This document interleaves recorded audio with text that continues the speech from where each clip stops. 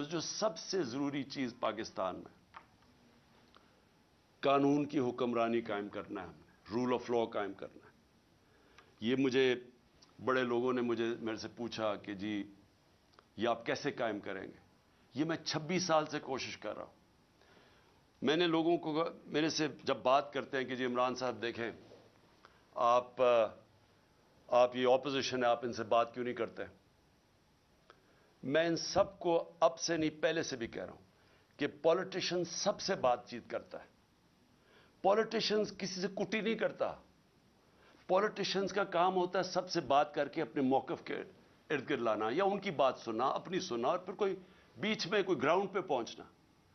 لیکن جو لوگ ملک کا پیسہ چوری کرتے ہیں، آپ ان کے ساتھ کیسے سمجھوتا کر سکتے ہیں؟ مجھے اگر یہ بار بار جب 3.5 سال میں گورنمنٹ میں تھا، مجھے بار بار کہتے رہے کہ جی ان کو آپ این آر او دے دیں. جنرل باجوہ نے کہا کہ ان کو این آر او دے دو. وہ جب میں ان سے بات کریں ہم نے فیٹف کا بل پاس کرنا ہے، وہ کہتے جی این آر او دے دو. میں این آر او نہیں دے سکتا کیونکہ میرا پیسہ انہوں نے نہیں چوری کیا، پیسہ عوام کا چوری کیا ہے. میں کون ہوتا ہوں کہ عوام کا پیسہ ان کو معاف کر دوں؟ اور جب آپ ان کو معاف کرتے ہیں تو باقی چوروں کو کیوں پکڑتے ہیں؟ پھر جیلوں میں بیچارے غریب لوگ کیوں پھنسائے ہوئے ہیں؟ میں سب سے بات کرنے کے لیے تیار ہوں، سب سے سمجھوتا کرنے کے لیے تیار ہوں، کیونکہ جو آگے پاکستان کے حالات ہیں، میں پھر سے کہہ رہا ہوں کہ ساری قوم کو مل کے ان کا مقابلہ کرنا پڑے گا. میرے اوپر قاتلانہ حملہ ہوا، مجھے پتہ ہے کس کس نے حملہ کیا. میرے اوپر حملہ ہوا، میں معاف کرنے کے لیے تیار ہوں ملک کی خاطر. کیونکہ ہمارے نبی صلی اللہ علیہ وسلم نے، جن کے ہم امتی ہیں، انہوں نے جب فتح مکہ ہوا تو انہوں نے جن لوگوں نے ان کے اوپر ظلم کیا تھا انہوں نے سب کو معاف کر دیا. نیلسن منڈیلا نے اسی سنت پہ چلتے ہوئے، کیونکہ وہ تو رحمت العالمین ہے نا، وہ تو سب انسانوں کے لیے ایک رحمت بن کے آئے تھے. تو نیلسن منڈیلا نے جب 27 سال جیل میں گزارے، جب وہ باہر نکلا تو اس نے سب کو معاف کر دیا جنہوں نے اس کے اوپر ظلم کیا تھا. اور اس نے یہ کہا کہ ٹروتھ اینڈ ریکنسیلیشن، بس یہ سچ بول دو کہ آپ نے یہ ظلم کیا ہے تو ہم آپ کو معاف کر دیتے ہیں. ساؤتھ افریقہ کو بچا گیا، وہاں خون خرابہ ہونا تھا. آج بھی پاکستان جدھر کھڑا ہے اس وقت ملک کو اکٹھا ہونا ہے. تو میرے لیے، میں اپنی اگر ذات کے لیے پالیٹکس کر رہا ہوتا تو میں بھی کہاں جی اس کو میں نہیں چھوڑوں گا تو اس سے میں بدلہ لوں گا تو فلانے سے لوں گا. یہ میری ذات کی بات نہیں ہے، یہ ملک کی بات ہے. اور ملک آج ادھر کھڑا ہے. پاکستان کی تاریخ میں اتنا برا وقت پاکستانیوں پہ نہیں آیا. اس وقت جو اندازہ یو این ڈی پی اندازہ لگا رہی ہے کہ 1 کروڑ لوگ غربت کی لکیر سے نیچے چلے جائیں گے. ایک اندازے کے مطابق 50 لاکھ لوگ وہ بھوکے رہ جائیں گے. جو آج کل حالات ہے، تو ہم سب کی ذمہ داری ہے کہ اپنے ملک کے لوگوں کی جو اس وقت مشکل حالات میں ہیں، جو مہنگائی میں وہ حالات ہیں جو کبھی پاکستان میں نہیں تھے، ہمیں ان کو سامنے رکھنا ہے، اپنی ذات کے اوپر نہیں آنا. ان کے لیے ہمیں ملک کو اکٹھا کرنا ہے. ہم نے آگے اس ملک کو پیر پہ کھڑا کرنا ہے تو شروع ادھر سے ہوگا جدھر ایک سارے ادارے مل کے اب فیصلہ کریں. عدلیہ، ہماری عدلیہ کا بہت بڑا رول ہے. جوڈیشل ریفارمز چاہیے. ہم اپنی عدلیہ کے اندر ریفارمز کریں تاکہ انویسٹر آئے. سب سے زیادہ پاکستان کا اثاثہ میرے پاکستانیوں یاد رکھیں اوورسیز پاکستانی ہیں. یہ جو آپ کے تقریباً 1 کروڑ پاکستانی باہر بیٹھا ہوا ہے، ان کا پیسہ ڈالروں میں کمایا جا رہا ہے. یہ اتنا بڑا اثاثہ ہے کہ ہم تھوڑی عقل استعمال کر لیں، ملک میں ماحول ٹھیک کر دیں، جس کو کہتے ہیں انویسٹمنٹ انوائرمنٹ ٹھیک کر دیں، ایز آف ڈوئنگ بزنس کر دیں. ہم ان کے لیے رکاوٹیں کم کر دیں.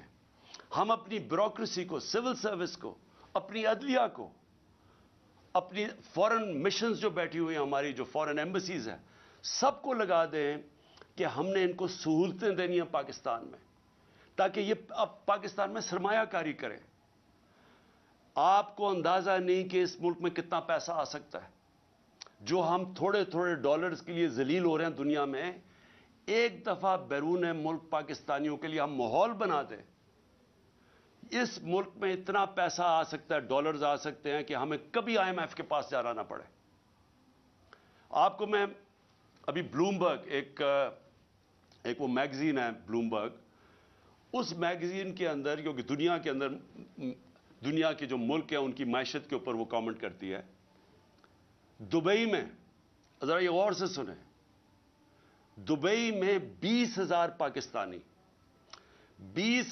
پاکستانیوں نے پراپرٹیز خریدی ہیں، 10.4 ارب ڈالر کی۔ ہم آئی ایم ایف کے پیچھے، ہمارا پروگرام تھا 6 ارب ڈالر کا، ہم نے 3 ارب ڈالر لیے تھے اپنے دور میں۔ ہم اس کے لیے اپنی آزادی بھی کھو بیٹھتے ہیں، اپنی عزت بھی کھو بیٹھتے ہیں۔ صرف 20,000، یاد رکھیں 1 کروڑ پاکستانی باہر ہے، 20,000 پاکستانیوں نے دبئی میں 10.4 ارب ڈالر کی پراپرٹی خریدی ہے۔ تو وہ پہلے تو پوچھیں وہ دبئی میں کیوں خرید رہے ہیں؟ اور وہ تو یہاں سے پیسہ باہر جا رہا ہے نا۔ ہمیں پتہ ہے کہ یہاں بڑے بڑے جو بدقسمتی سے یا طاقتور لوگ جو یہ پیسہ چوری کرتے ہیں وہ سارا باہر بھیج دیتے ہیں۔ یہ جو سارے مے فیئر کے فلیٹ اور یہ سارا یہاں کا چوری کیا ہوا پیسہ گیا ہوا ہے۔ تو میں تو صرف دبئی کی بات کر رہا ہوں، میں تو یورپ کی نہیں بات کر رہا، میں امریکہ کی نہیں بات کر رہا، میں انگلینڈ کی بات نہیں کر رہا، لندن میں کتنی پراپرٹیز ہے پاکستانیوں کی اس کی بات نہیں کر رہا، میں تو صرف دبئی کی بات کر رہا ہوں۔ سوچیں پاکستانیوں کا یہ تو ملک سے باہر پیسہ جا رہا ہے۔ یہ سوچ لیں کہ ان 1 کروڑ پاکستانیوں میں سے اگر 5 لاکھ پاکستانی فیصلہ کریں پاکستان میں سرمایہ کاری کرنے کا، میں آپ کو یقین دلاتا ہوں کہ پاکستان کے ڈالر کا مسئلہ حل ہو جائے گا۔ لیکن اس کے لیے رول آف لا، قانون کی حکمرانی، وہ ماحول بنانا پڑے گا جس میں ان کے لیے آسانیاں ہم پیدا کریں تاکہ وہ پیسہ اپنا لے کے آئیں۔ اور یہ دنیا میں جب ویتنام، یہ جو ملک آگے بڑھے ہیں، ان ساروں نے ماحول پیدا کیا جدھر سے باہر سے انویسٹمنٹ آئی، لیکن ان کے پاس ان کے لوگوں نے نہیں کی، انہوں نے تو چائنیز انویسٹمنٹ لے کے آئے ویتنام میں۔ ہمارے پاس تو یہ ہمارا اثاثہ بیٹھا ہوا ہے، ہم نے صرف ماحول ٹھیک کرنا ہے، ہم نے ان کے لیے آسانیاں پیدا کرنی ہیں، ہم نے اس ملک کے اندر انصاف قائم کرنا ہے۔ اور انصاف کا مطلب قانون کے سامنے سب ایک برابر۔ جب تک یہ نہیں ہوگا یہ ملک آگے نہیں بڑھ سکتا۔ میں آپ کو بار بار نبی صلی اللہ علیہ وسلم کی جو حدیث ہے کہ تمہارے سے پہلے بڑی قومیں تباہ ہوئی، جب طاقتور چوری کرے اسے نہ پکڑو اور کمزور کو جیلوں میں ڈالو، وہ قوم تباہ ہو جاتی ہے۔ یہ ہماری تباہی کا سب سے بڑا مسئلہ آج یہ ہے کہ طاقتور چوری کر کے کہتا ہے این آر او دے دو، نہیں تو ہم تمہاری۔ Chairman Tehreek Insaf Imran Khan video link سے خطاب کر رہے ہیں۔